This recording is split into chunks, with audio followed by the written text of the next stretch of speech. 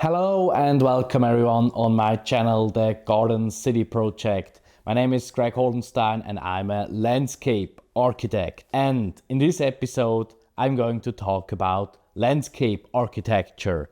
But I'm not going to talk about my job as a landscape architect because I think this would be too boring for this episode. In this episode, I'm going to talk about the future potential of landscape architecture because I see a lot of future potential in landscape architecture because there are so many challenges in the future that we have to challenge as humanity. And yeah, I think we as landscape architects, we have a lot of tools to face these challenges. I'm doing this episode about this topic because for me, it was always difficult to see the value in landscape architecting, the value for a society, because for me it was always difficult to see that what is the value that we bring for society, like how can we make society better as landscape architects. For example, if you have a farmer, it's like easy to see the value he brings for society, like he produces food and everyone needs to eat. So it's obviously what the farmer brings value for the society. But for me, it was very difficult to see the value that the landscape architect brings to society. And so I was thinking a lot about it, especially when I started studying. I was thinking a lot about the value we bring to society. I mean, one of our core skills is designing. Like we are like specialists in designing, like we are designing beautiful gardens, we are designing beautiful parks and in general beautiful outdoor areas. And so I didn't see a value in aesthetics. I didn't see a value in making things looking nice in general. It's not only about landscape architecting. I was asking, what value does something bring if it looks nice? It has to work functionally, otherwise it's useless. So this was my opinion at that time. But luckily, my opinion changed because from time to time, I started to find out the value of aesthetics in general. What value does aesthetics brings to us as humanity, as a society? And I think one of the main values is aesthetics itself. If something looks good, if something looks nice, we value it more than if something doesn't look nice. And it's a natural behavior of humans. Like I saw that in a lot of people and also in myself. Like everyone wants a beautiful partner, be it a boyfriend or a girlfriend. Everyone wants a beautiful car, a beautiful house. So it's obviously that aesthetics has a value itself. Probably it's more difficult to find out the core of this value. Why do we value aesthetics so much? And I think one of the main reasons is because it makes us feel better. And it makes us also feel more comfortable. We feel much more comfortable when we sit in a place with a beautiful view than when we sit in a place with a very shitty view. But landscape architecting is not only about aesthetics. Like this is one major part of landscape architecting, but it's just a part. It's not the whole thing. In my first video, I make like the major objectives of landscape architecting. And for me, the major objective of landscape architecting is the enhancing of life quality for people. Like that's the main objective for me. Like that's what we want to do. We want to enhance life quality of people. That's why they pay us, because otherwise there would be no reason to pay us. Okay, there's another reason, but I will come to that later, yeah. And the second major objective is sustainability.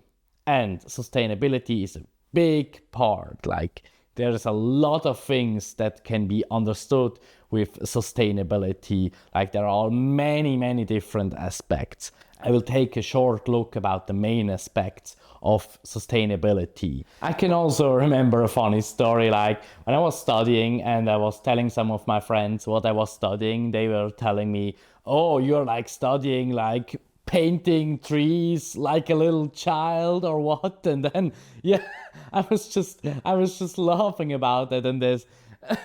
And yeah, we are like painting trees, but we are also doing much more other things. So in my opinion, landscape architecture has the potential to change the world of tomorrow and to shape the world of tomorrow and to shape the city of tomorrow, to shape the future city and to make the world a better place. So now we come to the question, what can landscape architects actually do to form the future city and the future landscape? What is the actual potential of landscape architecting for the future?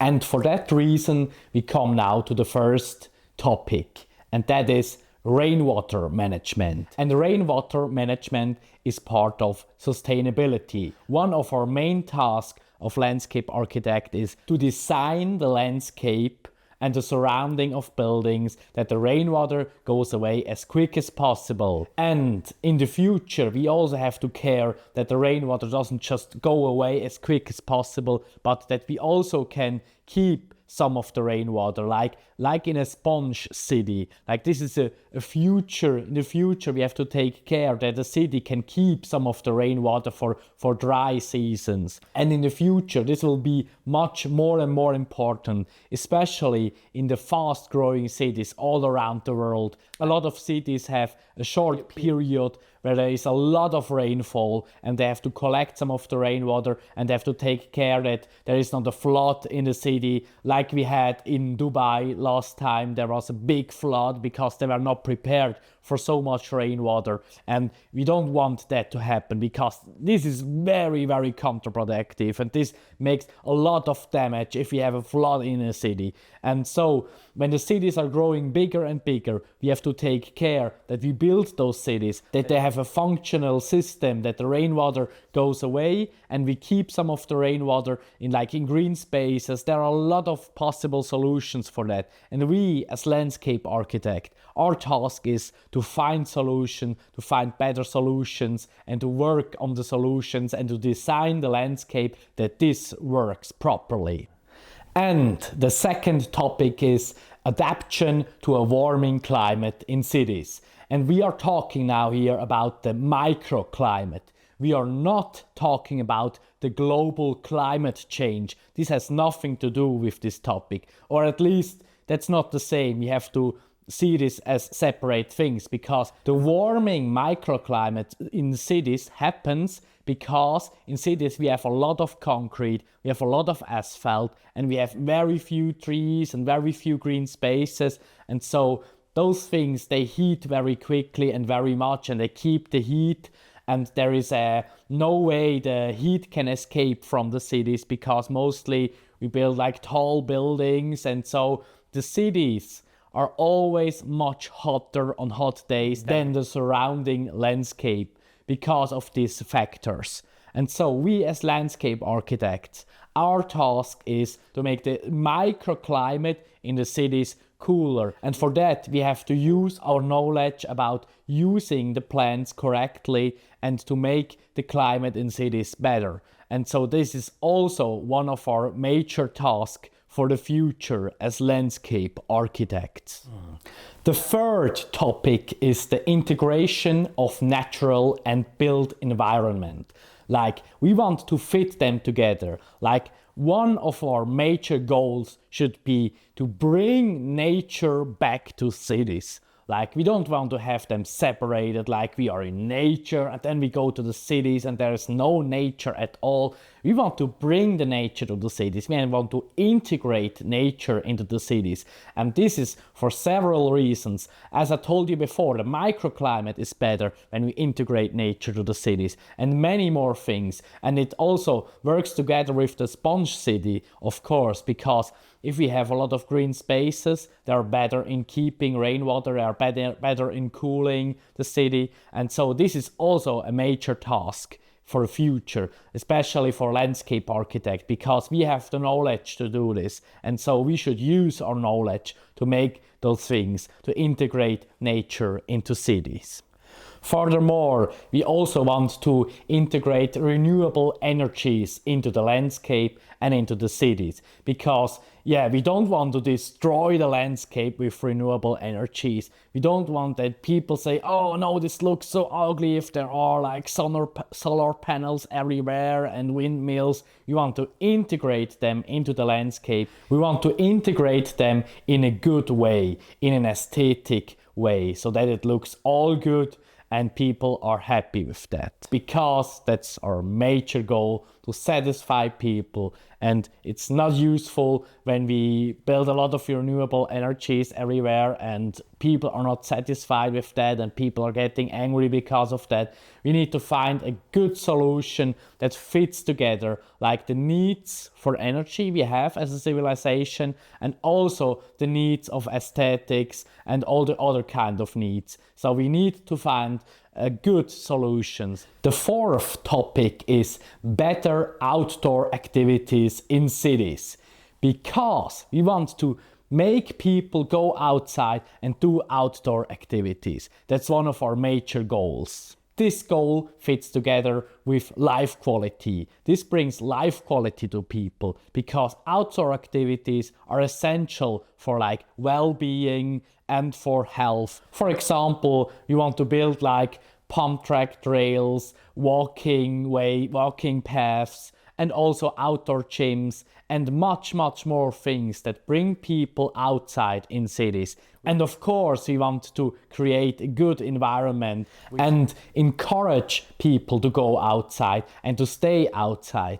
because I think the more we stay outside, the more time we spend outside, the happier we are and the healthier we are. Well, of course, you may have another opinion about that, but that's my opinion, that being outside really benefits every one of you. And so, in my opinion, this is a very big value we can bring to society. We as landscape architects, we are responsible to create good outdoor spaces, also in cities where we have a lot of traffic, where we have a lot of people. Even there, we want to have good outdoor spaces where we can encourage people to go outside there and to have fun together and to meet with other people and to do sports outside. It has to be attractive to go outside. The fourth topic is coordination and collaboration. We as landscape architects,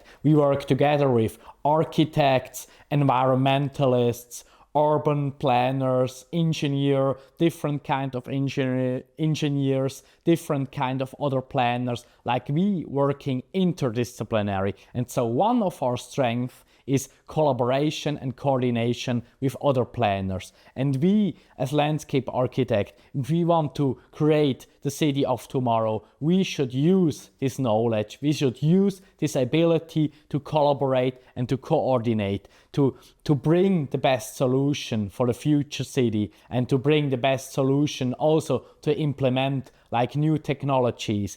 Like I said in one of my previous videos about digitalization, about the implementation of digitalization in planning and constructing. Like this is a very important topic. Like if we implement digitalization, if we implement BIM, if we implement AI, we need a lot of coordination and collaboration with different teams and with people with different knowledges. Like every planner has his topics, every planner has his strengths.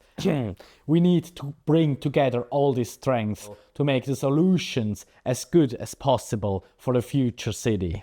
So landscape architects are mostly like generalists with some special knowledge in planning and designing. And so we as landscape architects, we should use our strength to make the future city better for its citizens, to make it better for all the people living in those cities, and for all the people that like nature, people that want to move outside, people that want to go outside and move, but they don't have good spaces outside. We need to make the future better for those people, because this will be the benefit for everyone. This will be a benefit for the whole society if people are happier and healthier. more. So this was probably enough talking of me. So I also want to hear your opinion about this.